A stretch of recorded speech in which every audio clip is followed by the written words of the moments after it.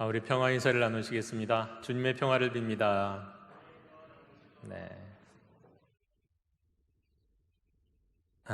디모데는 1세기 교회의 지도자입니다. 우리는 보통 디모데 하면 그가 그 어머니 유니게와 또 할머니 로이스로부터 어려서부터 잘 양육받은 유대인의 교육을 잘 받은 사람, 또 바울이 내 연소함을 업신여기는 교인이 없도록 목회를 잘하라, 이런 이제 권면을 했기 때문에 어리고 젊은 디모데를 생각합니다만, 디모데는 1세기의 아주 중요한 교회의 지도자였습니다. 그는 이제 후에 에베소 교회의 감독이 되었고, 또 일설에 전설에 따르면은 그는 에베소에서 이 에베소 여신을 바라보면서 그건 우상에 불과하다는 이야기를 그 에베소 사람들에게 한 이유 때문에 흥분한 군중들, 흥분한 에베소 사람들이 그를 쳐서 죽였다.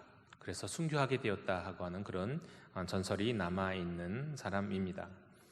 우리가 디모데에 대해서 이제 좀 더 자세하게 이제 우리 성경에 나와 있는 것들을 살펴보면 사도 바울이 쓴 6개의 서신의 공동 발신인으로 언급이 되고 있습니다.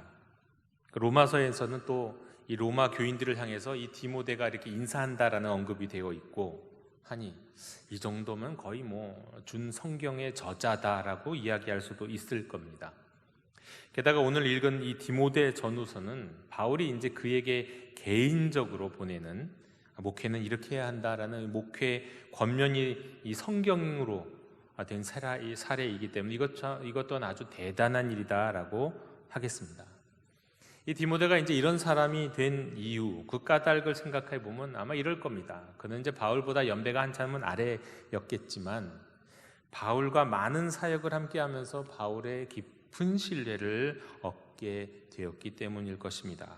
바울이 디모데를 성경 여기저기서 이제 칭할 때, 부를 때 이렇게 부르거든요. 내 사랑하고 신실한 아들이다.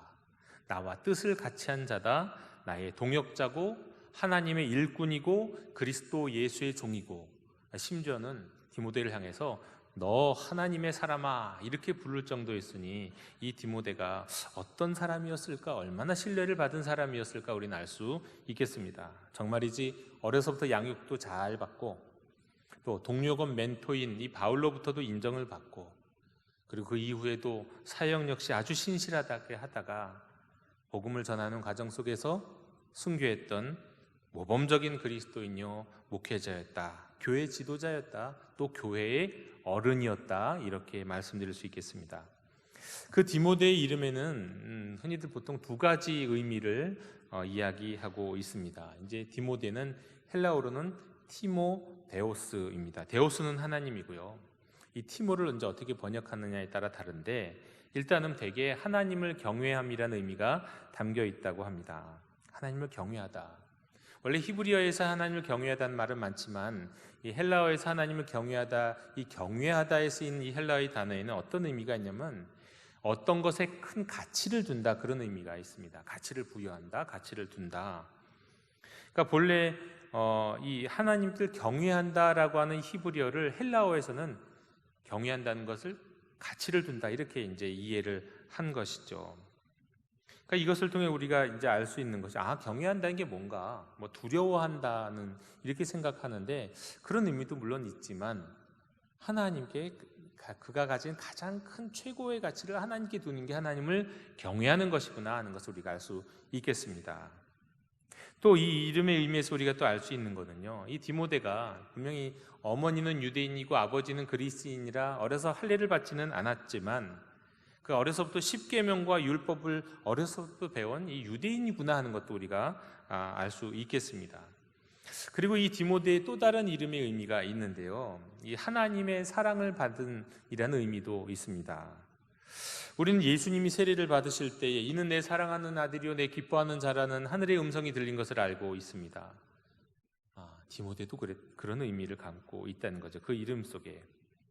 그러니까 디모데의 이름 속에는요, 디모데라는 이름 속에는 하나님을 경외함, 하나님의 사랑을 받음, 이게 함께 있는 거죠. 그러니까 정말 디모데 인생 자체가요, 하나님을 경외하는 인생이었고, 그래서 하나님의 사랑을 받은 것인지, 뭐 어떤지 또 하나님의 사랑을 받는 인생이었던 겁니다. 또 이 이름을 잘 묵상하면 여러 가지 묵상이 가능합니다. 하나님을 경외하기에 하나님을 사랑을 받는 거구나. 그렇다면 우리가 정말 하나님의 사랑을 받으려면 어떻게 해야 되는가? 내 인생의 모든 가치, 최고의 가치를 하나님께 두는 자는 정말 하늘로부터, 하나님으로부터 다함 없는 사랑을 받는 자가 되지 않을까, 이런 생각도 할 수 있고요. 또 디모데가 그의 인생이 정말 유대인이었다가 그리스도인으로 나중에 개종했으니까 하나님을 경외하는 이 구약에 속한 유대인에서 이제는 하나님의 사랑을 받는 예수님께 속한 사람이 되었구나, 그의 인생의 큰 전환점이 그의 이름에 담겨 있구나, 이렇게 생각할 수도 있겠습니다. 이 디모데는 이름 갖고 참 많은 묵상을 할 수 있다는 거죠. 영도교회 형제자매 여러분, 저는요, 이 디모데 그 이름의 의미가 우리에게 가르쳐 주는 것과 같이, 또 그 이름의 의미가 그의 인생이 된 것 같이 저와 여러분도 정말 이 디모데와 같은 인생이 되었으면 좋겠습니다. 그거는 하나님을 내 생의 가장 높은 가치로 모시면서 사는 인생이 되는 거고요. 또 돈보다, 명예보다, 성공보다, 내 삶에 있는 그 어떤 것보다 하나님을 내 생의 가장 소중한 분으로 모시는 것입니다. 그리고 뿐만 아니라 디모데처럼 그것 때문이든 아니든지 간에 하나님의 사랑받는 사람으로 살기를 원합니다. 물론 우리는 모두 하나님의 사랑을 받은 사람입니다. 그렇지만 그 사랑 안에서 사는 것과 그 사랑을 누리며 사는 것과 어떻게 보면 하나님이 홀로 외사랑 또는 홀로 사랑하시는 것과는, 짝사랑하시는 것과는 전혀 다른 일이죠. 우리는 하나님이 나를 사랑하신다는 걸 알고 그 사랑을 정말 경험하며 살았던 디모데와 같은 인생을 살 수 있었으면 좋겠습니다. 자, 오늘 설교의 본문으로 이제 넘어가기를 원합니다.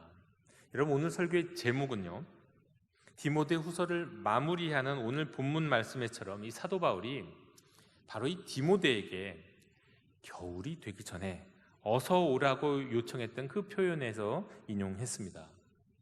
바울은 디모데에게 추운 겨울날을 아마 날 수 있는 그 두터운 옷과 또 추워질 수 있는, 이제 곧 추워질 수 있는 그 자신의 영혼을 위해서 영적 양식이 될 수 있는 가죽책.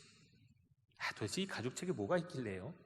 아마도 이렇게 추측을 할 수 있을 텐데요, 예수님의 말씀들이 단편적으로 기록된 말씀집이 아닐까 싶습니다. 이 가죽책을 가져오라고 말하는 장면에서 오늘의 말씀의 제목이 이제 시작합니다. 당시 디모데에게 이 목회 서신을 쓰고 있는 바울이 있었던 곳은 로마의 감옥이었습니다. 정말 로마의 일반적인 감옥이었을 수도 있고, 아니면 당시에는 이 가택연금과 같은 방식을 통해서 말하자면 이제 구속 전에 재판을 받기 전에 그렇게 이제 관대하게 대하는 경우도 있었기 때문에 이게 가택연금 상태였을 수도 있는데요. 어찌되었든 간에 이 바울에게 이제 곧 겨울이 다가오는데 필요했던 것은 두터운 옷과, 그리고 또 차가워질 수 있는 또 영혼의 겨울을 날 수 있기 위해서 꼭 필요한 주님의 말씀이었다고 할 수 있겠습니다. 지금 바울은 겨울 앞에서 디모데에게 요청하고 있는 거죠. 겨울. 자, 그렇다면 겨울. 그렇다면 이 서신이 쓰여진 시기는 언제입니까? 가을일 겁니다. 실제로 지금 우리가 살고 있는 이 10월도 계절적으로 가을입니다. 밤이 되고 새벽이 되면 참 춥습니다. 그런데 또 이렇게 말씀하시고 싶은 분이 계실지도 모릅니다. 지금이 계절적으로는 가을이지만 우리가 이미 겪고 지나가고 있는 상황은 겨울과 다름없습니다 라고요. 정말 이렇게 삶이 그렇게 곤고하신 분들, 정말 위기 가운데를 지나고 계신 분들께는 정말 다시 한번 주님의 평화를 빕니다. 하지만 전체적으로 보면, 물론 코로나로 인해서 경직이 되어 있고 침체된 오늘날이지만 아직은 겨울은 아닙니다. 우리는 지금 가을을 지나고 있습니다. 겨울이 오지 않았으면 좋겠지만 여러 가지 면에서 우리가 맞닥뜨리지 않을 수 없는 겨울을 바로 목전에 둔 우리가 지금 가을을 살고 있다고 말씀드리겠습니다. 작년 5월인가요? 인생의 사계절이라고 하는 설교를 하면서 인생의 가을에 우리가 겪어야 할 이 과제를 말씀드린 적이 있었습니다. 오늘은 좀 비슷한 것 같지만 또 다른 말씀을 드리기 원합니다. 지금 우리가 지나고 있는 이 계절적인 가을, 또 어떻게 보면 인생의 가을, 코로나로 인해서 우리 모두가 겪고 있는 이 사회적인 늦가을, 이 모든 것에 영향을 받으면서도 이 모든 것을 어떻게 보면 뚫고 이기고 지나갈 힘이 되는 영적 차원에서 가을이 무엇인가, 그 가을엔 우리가 무엇을 해야 하는가 말씀을 나누길 원합니다. 일단 인생의 가을에서 가장 중요한 과제가 무엇일까요? 제가 저에게 있어서는 영적인 스승이라고 제가 여기는 분 가운데 한 분, 임영수 목사님이라고 계신데, 그 임영수 목사님이 쓰신 책 인생의 사계절에서 임영수 목사님은 이 인생의 가을을 어떤 계절이라고 말씀하시냐면 새로운 적응의 계절이라고 말씀하시면서 이 시기에는 철저히 현실적이 되어야 한다, 이렇게 말씀합니다. 그러니까 자기의 현실을 있는 그대로 받아들이고 자기 능력의 한계를 겸허하게 인정해야 하는 계절이라는 거죠. 이 가을은 여름도 아니고요, 또 인생의 가을도 이 청년의 계절도 이제는 아닙니다.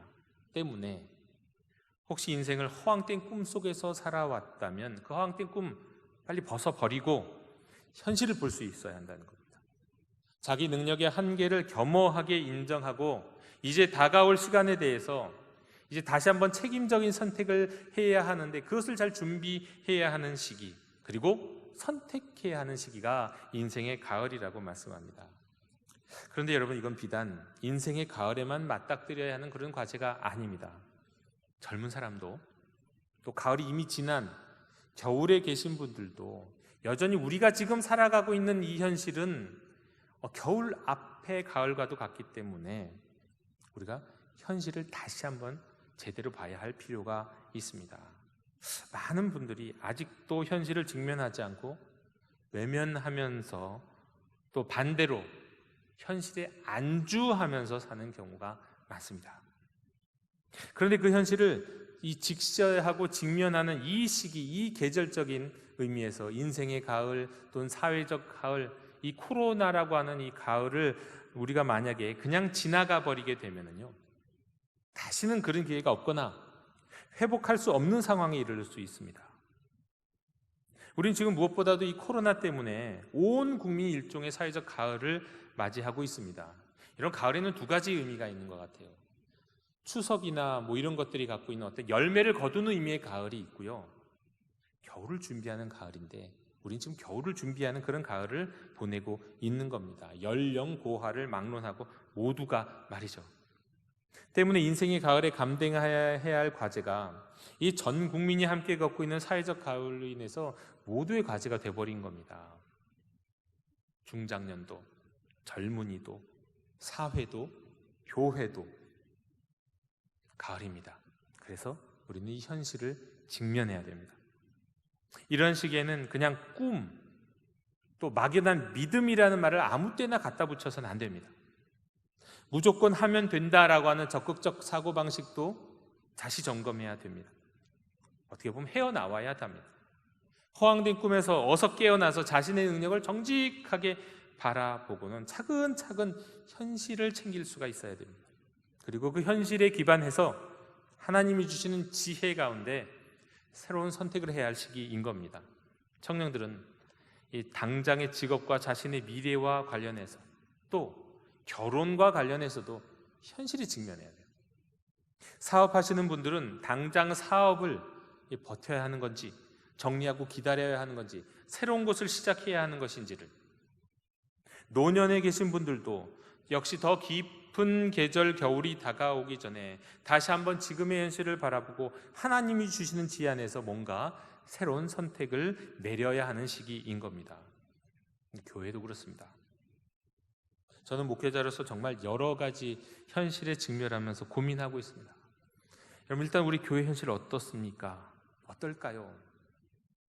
어제 제가 본 한 기사와 그 기사를 분석한 한 신학 교수님의 예상에 따르면 혹시 잘 돼서 우리가 연말에 완전한 대면 예배가 회복된다고 가정할 때, 가정입니다만, 그걸 가정한다 하더라도 전년 대비 우리 2019년 말 기준으로 볼 때 출석 교인 수가 20%에서 30%는 감소할 것이다 예상합니다.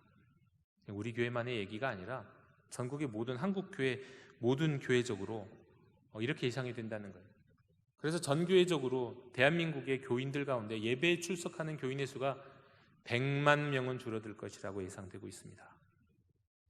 여러분, 이건 어쩔 수 없는 우리 앞에 놓여 있는 현실입니다. 엄연한 엄중한 현실입니다. 이것이 왜 그러느냐? 이 원인이 무엇이냐? 단지 코로나 하나만 갖고 얘기할 수는 없습니다만 이 코로나가 아주 결정적인 것은 분명하죠. 이런 2020년의 가을은 우리가 이런 현실을 외면하지 않고 직면하면서 겨울이 오기 전에 뭔가 책임적인 선택을 해야 할 시점이 된 겁니다. 우리 모든 성도님들도 이것을 위해서 우리 교회가 어떤 선택을 하고 준비를 해야 할는지 여러분 이것을 위해서 기도해 주시기를 부탁드립니다. 또 이명수 목사님이 이 인생의 사계절이라는 책에선 인생의 가을에 해야 할 과제에 대해서도 이런 얘기를 했습니다. 이 인생의 가을에는 더 깊이 있고 단순하게 살아가야 할 시기다. 이 시기는, 그리고 무엇보다도 이 시기는 영적으로 자기를 부인하는 계절이 되어야 한다. 다른 말로 영적 주도권을 하나님께 양도하는 것을 익히고 믿음의 깊은 경지로 나가야 하는 시기라고 말씀합니다. 이것이 단지 인생의 가을에 선 분들에게만 필요한 것일까요? 아니죠. 오늘날 우리가 사회적 가을을 지나고 있는 우리 교회와 모든 그리스도인들에게 이 또한 너무도 중요한 과제입니다. 제가 어찌어찌 하다 보니까 지난 3주간 동안 설교를 했는데 그 설교가 시리즈 설교가 되어버렸습니다. 결국은 기도고, 결국은 성경이고, 결국은 거룩이라는 말씀으로 말씀을 드렸는데 처음부터 그렇게 기획했던 건 아니었습니다. 지난주에는 이제 거룩에 대한 말씀을 드리면서 이 거룩으로 들어가는 과정에 대해 말씀을 드렸습니다. 모세 이야기를 통해서요. 모세가 하나님의 임재를 상징하는 하나님의 임재가 있었던 그 떨기나무 앞에 나아가는 과정에서 일어난 사건이 거룩해지는 일종의 원리라고 말씀드렸죠. 먼저 그는 부름을 받습니다. 그리고 다음으로 그 부름 앞에서 하나님 앞에서 하나님의 임재 앞에서 자신의 신을 벗습니다. 그 신을 벗는 게 뭐라고 말씀드렸습니까? 신발을 벗는 것, 자신의 권리를 양도하는 것이라고 말씀을 드렸죠. 다시 말해서 거룩이라고 하는 건요, 자기를 부인하는 것이고요, 나를 부르시는 하나님의 앞에서 내 인생의 주도권, 내가 내 것이라고, 이건 내 권리라고 생각했던 이 주도권을 양도하는 것이 거룩해지는 것이라고 말씀을 드렸습니다. 그뿐만이 아니었죠. 기도와 성경 읽기의 본질, 그리스도인다운 기도, 그리스도인다운 성경 읽기, 그리스도인만이 하는 기도요, 그리스도인만이 하는 성경 읽기의 본질이 어떤 것이냐면 기도하는 가운데서, 성경 읽는 가운데서 하나님이 주도하시도록 하라. 나 자신이 아니라 하나님의 영인 성령님이 나를 주도하시도록 내어드리는 과정이 기도요, 성경 읽기의 과정이라고 말씀을 드렸습니다. 우리는 더 많이 기도하면서 더 많이 우리의 주도권을 우리 안에 계신 예수님의 영, 성령님께 양도해 드려야 합니다.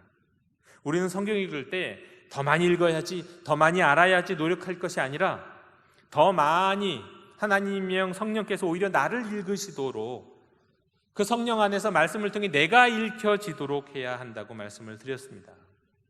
또 성경에 대한 나의 생각과 고집을 나누기보다 다른 이를 통해서, 다른 이의 입술을 통해서 그 말씀이 어떻게 읽혀지는지를 듣고 경청하면서 그 음성 속에서 내가 성령께서 내게 주시는 음성을 들을 수 있어야 한다 말씀을 드렸죠. 결국 이 가을에 우리 모두는 더욱더 하나님께 우리의 계획과 우리의 판단과 우리의 권리를 포기하면서 내 인생의 주도권을 하나님께 양도할 수 있어야 한다는 겁니다. 코로나로 인해서 사회적 가을을 지내고 있는 우리 모두가 그렇게 되어야 한다는 거죠. 그리고 지난해 인생의 사계절 설교에서 살짝 말씀드린 바 있는 내용인데요, 이 가을에, 이 신앙의 가을에 이 인생의 가을에, 이 사회적 가을에 우리 그리스도인들에게 반드시 다다라야 할, 감당해야 할, 맞닥뜨려야 할, 그리고 이르러야 할 영적인 과제가 있습니다. 한마디로 말씀드리면 이것을 결합적 신앙이라고 말씀을 드릴 수 있습니다. 영어로는요, conjunctive faith예요. conjunctive가 접속사거든요. 접속사. 접속하고 결합하는 신앙입니다. 지금 우리에게, 이 가을을 지나고 있는 우리에게 겨울이 오기 전에 우리가 이르러야 할 믿음의 단계가 바로 이 결합적 신앙의 단계라는 겁니다. 이건 제임스 파울러라고 하는 신학자가 청년의 때를 넘어서 이제 중년의 시기에는 이것을 완수해야 한다, 이 단계에 이르러야 한다고 우리에게 제시했던 단계인데요, 실제로는 이 단계에 이르는 신앙인이 그렇게 많지는 않다고 합니다. 중년기에 이르기 전 청년기에는요, 가족, 사회 공동체로부터 자기 자신이 이제 구별하는 이 개별화하고 또 사회의 문제, 자기의 신앙적인 문제를 비판적으로 성찰하는 신앙의 단계에 이르를 필요가 있습니다. 생각이 많아지고 늘 그냥 당연히 그렇게 생각했던 것들을 다시 한번 돌이켜보는 단계가 필요한 거죠. 이게 개별적 반성적 신앙의 단계입니다.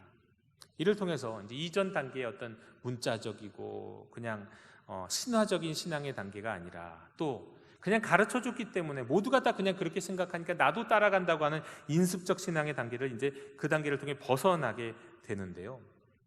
이제 비판적이 개별적이고 이 반성적 신앙 단계가 갖고 있는 부작용이 하나가 있습니다. 갈등이 많아진다는 거예요. 개인 안에서 또 그런 단계에 이른 공동체 안에 갈등이 많아집니다. 서로가 옳다고 생각하는 옳음이 많아져 버려요. 그리고 그 신앙 갈등이 생길 뿐만 아니라 그게 하나 이념화돼 버리는 경향들이 아주 강해집니다. 그래서 인생의 가을 중년기에 이르러서는 이런 개별적이고 비판적 성찰의 신앙 단계를 넘어서 결합적 신앙의 단계에 접어들 수 있어야 하는 겁니다. 그런데 현실은 많은 경우 이 결합적 신앙 단계는 물론이고 인생의 여름에 이루어야 할 과제이니 개별적 반성의 신앙 단계도 경험하지 못하는 경우가 참 많습니다. 그리고 이게 뒤늦게 이루어지면요, 제때가 아니라 그 나이대에 그 인생의 계절에 이루어지지 않고 그 시기에 맞닥뜨리지 않고 이것이 계속 지체가 되면은 그게 나중에 문제가 되는 거예요. 뒤늦은 신앙의 혼란을 겪는 겁니다. 마치 청소년기에는 사춘기를 겪어야 되는데 청소년기의 사춘기를 겪지 않은 사람이 뒤늦게 늦은 사춘기가 오면 이게 더 심각하다고 그러잖아요. 그런 것과 마찬가지입니다.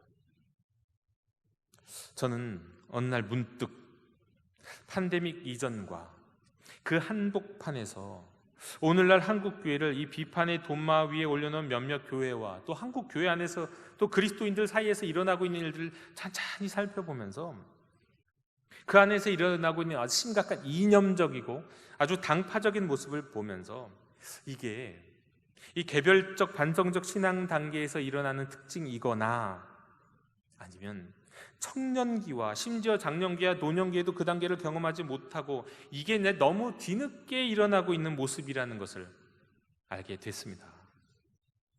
많은 그리스도인들이요, 요즘 인터넷을 통해서 이전에는 잘 접하지 못했던 정보들, 어마어마한 정보들을 듣고 있습니다.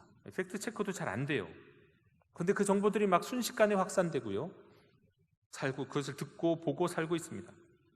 또 많은 성도들이 유튜브나 인터넷 사이트에서 인공지능 때문에 선택된, 자신이 한번 이것을 보기 시작하면 계속 그것과 관련된 내용들이 선택되니까요, 그런 인공지능에서 선택된 편향된 정보를 더욱 많이 들으면서 확증 편향에 빠져 살고 있습니다. 때문에 자신의 생각과 비슷한 사람들의 글과 말은 너무 쉽게 무비판적으로 받아들이고 동조하고요, 생각이 다른 사람들에 대해서는 그 다름을 인정하지 않으려 하면서 아주 매도하고 혐오하는 상황이 되어버렸습니다.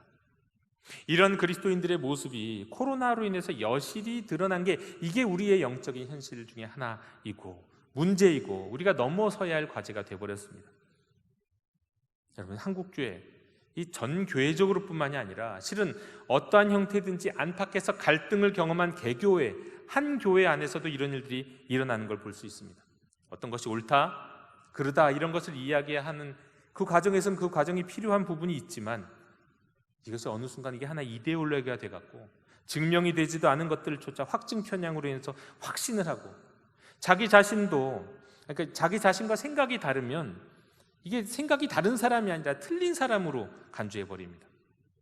자신이 틀릴 수 있다는 건 생각하지 않고, 나도 맞지만 저 사람도 맞을 수 있다는 것도 생각하지 않고, 나도 틀릴 수 있고 저 사람도 틀릴 수 있다, 이런 것도 고려할 필요가 있는데, 어떻게든 자신의 생각을 더욱 강화시키려고, 공교하게 하려고 하다가 개인적 차원에서나 공동체 차원에서 갈등이 증가하고 공동체가 상처가 더 일어나는 일들이 지금도 한 교회 안에서 여러 교회들 안에서 일어나고 있는 일입니다. 물론 개별적 반성적 신앙에 이르러서가 아니라 그 이전의 신앙 단계에서도 이런 모습은 있습니다. 그런데 전반적으로 보니까 우리 그리스도인들과 교회의 모습들이 이제는 이 개별적인 반성적인 단계, 비판적인 성찰을 하는 단계 수준의 신앙에는 이르렀는데, 그 신앙에 이르는 그 한계를 그대로 보여주고 있다는 거예요. 옳다 그르다의 문제는 이단을 대처하는 지점에서 아주 중요합니다. 그리고 어떤 문제를 분명히 하는 시점에서는 잠시 중요합니다. 그러나 그것이 우리 교회 안에서 중요한 이슈가 계속 되어서는 안 된다는 거예요. 공동체 안에서는 그것보다 더 중요한 것들이 많다는 겁니다. 이거 마치 뭐하고 비슷하냐면요, 엄마 아빠에게 이건 옳고 그르다는 것을 따지는 사춘기 청소년 또는 청년기의 신앙에 계속해서 머무는 것과 비슷한 겁니다. 때문에 이렇든 저렇든 간에 우리에게 하나님이 주신, 어떻게 보면 허락하신 이 인생의 가을, 사회적 가을을 지나고 있는 우리 한국 교회와 그리스도인들에게 있어서 지금 절실히 필요한 과제가 있다면 그것은 결합적 신앙의 단계로 나아가는 것입니다. 성숙해지는 거예요. 정말 더 심각한 겨울이 오기 전에 말이죠, 회복 탄력의 범위를 완전히 벗어나기 전에 말입니다. 한국 교회와 그리스도인에게서 가장 심각한 문제는 저는 바로 이거라고 생각해요. 저는 코로나보다 더 심각한 문제가 이 문제라고 생각합니다. 왜냐하면 이런 신앙적 태도가요, 한계가 있는데 자꾸 진리를 파편화시켜요. 그리고 우리 믿음의 근본인 사랑과 용서로 나가지 못하게 만들거든요. 제가 자주 쓰는 예로 차원의 예를 종종 들지 않습니까? 1차원, 선이죠. 선에선 두 존재가 있다고 한번 가상해 보십시오. 두 지점을 딱 찍어보면은요, 그 두 지점에서 선에 사는 존재에게는요, 앞하고 뒤밖에 없습니다. 옆도 없고 위아래도 없어요. 앞하고 뒤예요. 앞 아니면 뒤죠. 1차원에서는 그렇습니다. 1차원에서는 저는 그거밖에 못 봐요. 2차원에서는요, 면이죠. 면에 사는 존재는요, 위아래가 없고요, 그냥 앞 좌우만 있습니다. 그리고 그 안에서 모든 걸 판단해요. 위아래를 보지 못하기 때문이죠. 그러나 3차원 공간을 살아가는 존재는 위아래도 있고 좌우도 있어요. 앞과 옆도 뒤도 있고요. 그러면서 공간을, 그 모든 것들을, 두 지점을 판단하는 것이 달라집니다. 여러분, 우리가 1차원에 속한 존재로 살아가고 2차원에 속한 존재로 살아가면은요, 앞뒤만밖에 못 보는 존재가 모든 것을 판단하고요, 기껏해야 위아래도 못 보고 앞뒤와 좌우밖에 못 보는 존재가 그것이, 자기가 보는 그것이 옳다고 막 주장합니다. 그럼 하나 더 높은 차원에서 보면 그게 별게 아니고 실은 더 가까운 것일 수도 있어요. 결합될 수 있다는 거죠. 여러분, 인생의 가을에는, 영적인 가을에는 이런 결합적 신앙의 단계로의 성숙이 요청됩니다. 그럼 여러분, 우리가 어떻게 하면 이 결합적 신앙에 다다를 수 있을까요? 여러분, 신앙 성숙은 근본적으로 하나님의 은혜예요. 우리가 뭘 한다고 되는 것 아닙니다만, 인생의 가을, 신앙의 가을, 결합적 신앙에 필요한 과제 역시 제가 앞에서 드렸던 말씀과 동일합니다. 기도할 때, 성경 읽을 때, 일상의 모든 판단과 삶의 선택 속에서 나의 주도권을 더욱 하나님께 맡기는 훈련하는 거예요. 그런 연습을 하는 겁니다. 그런 시도를 하는 거예요. 나의 소견이 아니라, 나의 고집이 아니라, 나의 고정관념이 아니라 오직 깨뜨리고 열어 보이시고 하나 되게 하시는 하나님의 영이 판단할 수 있도록 내 자신을 내어드리는 겁니다. 제임스 파울러가 자신이 언제 이 5단계의 결합적 신앙이라고 하는데, 이 결합적 신앙을 단계로, 정신으로 내가 성경을 읽게 되었는지를 고백했던 내용이 있어서 제가 잠시 읽어드리겠습니다. 신학교에서 나는 언어 연구, 자료 비평, 양식 비평, 본문 비평을 이용한 성경 연구 방법들을 배웠다. 이 모든 방법들은 마틴 루터가 말한 적이 있듯이 호두처럼 그것을 깨트려 열기 위해서 성경 본문 연구를 배울 수 있게 해준 거다.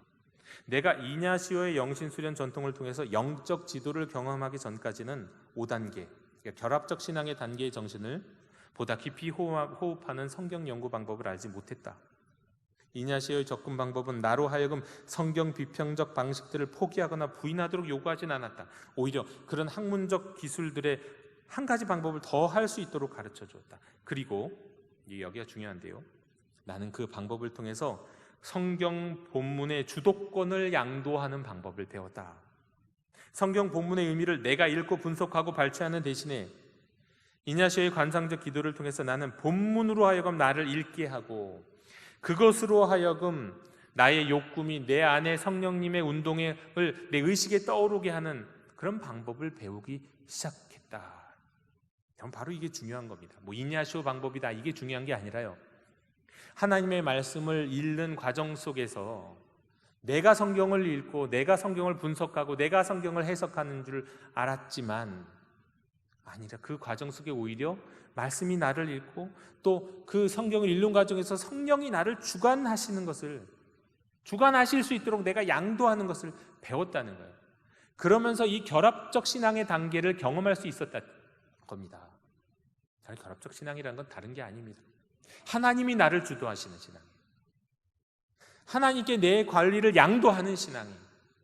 지금 우리가 내가 옳다, 내 소견이 옳다, 좌뇌, 우뇌, 이렇대 저러네 이런 판단을 하고 서로가 비판을 하고 있는 것들이 지금 교회 안에 그리스도인들 안에서 너무도 팽배한 시기가 되었는데 이게 코로나보다 더 심한 위기라는 겁니다. 하나님께 맡겨드려야 합니다. 하나님께서 주도하시도록 내어드릴 수 있어야 합니다. 성령께서 내 주도권을 갖고 나의 주도권을 성령께 양도할 수 있는 훈련을 해야 하는 겁니다. 이게 기도고요, 이게 그리스도인의 성경 읽기인 것이죠. 오늘 우리가 지나고 있는 이 가을은요, 겨울 오기 전에 하나님이 주시는 일종의 선물입니다. 기도하면서 성경을 읽으면서 일상 가운데 이 거룩함에 힘쓰면서 더욱 하나님이 우리를 주도하시도록 우리의 주권이라고 생각하는 것들을 하나님께 더욱 양보해 드리고 우리의 자아와 고집과 이념과 갈등을 벗어버리도록 초대하시는 하나님의 선물이 바로 이 가을입니다. 여러분, 겨울이 오기 전에 속히 우리의 신앙이 더욱 성숙할 수 있도록 성령님께 빌고 의지할 수 있는 저와 여러분 되시기를 주님의 이름으로 축원합니다. 기도하겠습니다.